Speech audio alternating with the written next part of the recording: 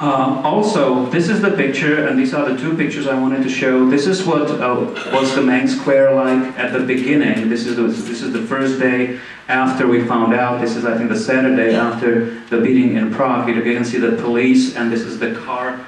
Oh, the car, it is the Czech police car. There are more policemen than people. And within some 10 days, within 10 days, we had to get the main square filled with thousands of people. We didn't know at that time that it will be possible, it will happen, but it did happen. This is the general strike which took place on the 27th of November, 10 days after the massacre. When you look at it, the first time people were really scared, really afraid to come out of the shell, because the regime was quite stifling, and this is what they did within 10 days. So this is the time, this is the beginning of the first few days, and the next part is Jim, who was in Prague at the center of all that was happening. You can see even bigger crowds, but he saw them. I didn't. I was, having meetings in Olomouc all the time. It was the last interesting story was we just got into it. All of a sudden, you get swallowed by the atmosphere, and I remember. That after the first week, when we had meetings and meetings and meetings, lots of coffee, lots of talking, we finally had some medical students coming after us and saying, you have to do something, you have to sleep, you have to eat, you're not doing that.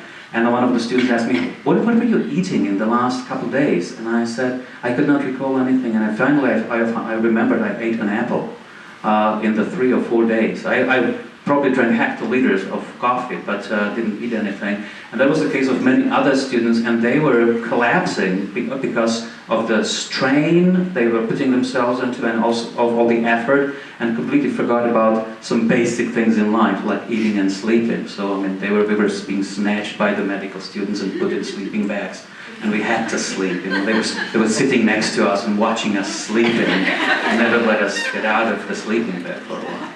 Okay, Jim, what was it like in Prague?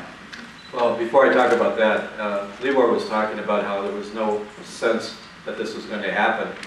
About a week and a half before the November 17th action in Prague, the teacher that helped me most at Polaczki, Joseph Yazhov, came in, and he had been denied a visa to go to a conference in Western Europe. And it was a Friday afternoon, I was stamping a bunch of books, and he was downhearted, totally downhearted. He said, I'm never going to see the end of this, and I don't even know if my children are going to see the end of this. And this is a week and a half before it happens. There was no expectation that there would be this gentle revolution, velvet revolution. And from that point on, within 2 months, he became rector of this whole university. Became really one of the most well-known leaders in the Czech Republic. In June, or in late May, he came and gave the commencement speech at Mount Mercy College, and that was just the beginning of a really productive career. His life changed overnight, but again, he had no expectation of this right before it happened. Back to my outsider's story. When the students occupied the philosophical faculty, it created a difficult situation for the British lecturer and the American lecturer. My wife, Linda, had gone into Prague with my sisters to get her on the train to go back home. I had stayed in Olomouc with my daughter, and the British lecturer and I, my daughter was in a primary school there, or what would it be called? Elementary school. I think it was less for just young kids. And while she was there, we went up to the philosophical faculty, and we were going to offer our services any way we could because we were native speakers. And we walked in there, and they were petrified. And they brought us into a small room, and they said, "You can't stay here. We're expecting to be attacked today by the police, or by some soldiers, or by the Russian soldiers. We've had some word that they're going to come. And if they find you here, they'll say that American and English sort of people, the teachers here, helped provoke all this, and we can't have that. You have to get out of here." And they sense that I've heard that maybe they were a little hysterical and we didn't have to leave. But they sure made a convincing case that day. So I talked to the British lecturer, and we decided that we would go to Prague to be closer to our embassies if everything went to pieces.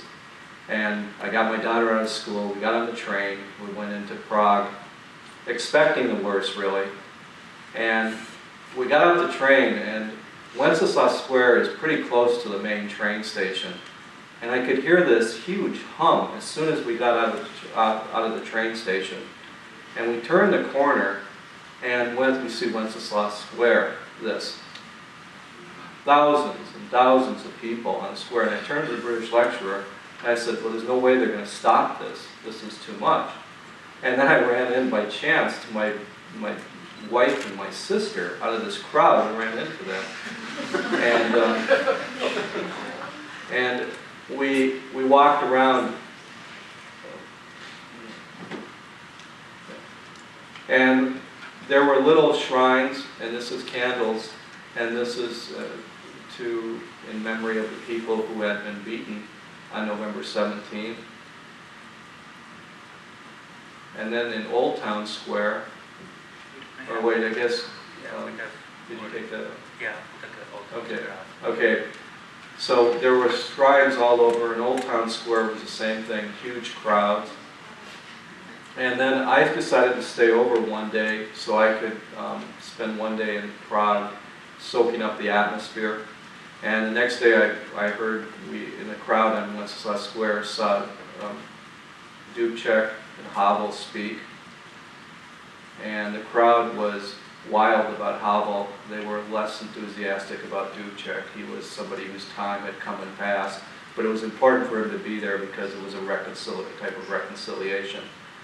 But the thing I remember most was we were in a pub that night, and this would be 1 week after the beatings on November 17th. And all of a sudden the pub, there was a huge announcement that the Communist Politburo had resigned. And it was absolute joy in the pub, celebrations.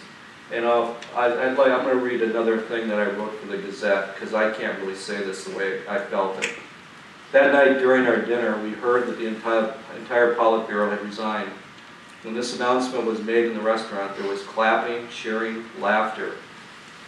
In one part, then we decided to go to the square to see the celebration. In one part of the square, people were dancing a polka. In another, students were waving the flag and singing the national anthem. And in a third, a crowd was waiting for some dissident speakers. And occasionally we saw people rattling keys. This was a symbolic action which was supposed to approximate the ringing of bells, which in Czech fairy tales indicates the story's end. In this case, it was the end of the communist government's tale of power. We walked to the National Museum, which overlooks Wenceslas Square, and from it watched the whole passionate celebration. Car after car drove past, horns blaring and flags draped from their windows, while the crowd lining the highway happily responded to them. On a banister by me, a middle-aged man gently waved a flag, while his companion took picture after picture. On the other side, a family of 5 stood smiling, pointing, and hugging each other. While watching all this, I felt very lucky to be in Prague on such an important and historical night. As I stood before the museum, I remembered how kind so many Czechoslovakians had been to my family, and it was very good to see this overwhelming joy. At the same time, as a foreigner, I kept feeling somehow outside it all. For how could I totally understand the deep feelings of these people at this moment? I decided to go back home the next day because I didn't really know any Czechs in Prague. I knew Czechs in Olomouc, and if I was going to experience this and really understand it to any extent, I would have to go back to the city where I knew people that were Czech. If I stayed in Prague, I would just be with foreigners. So.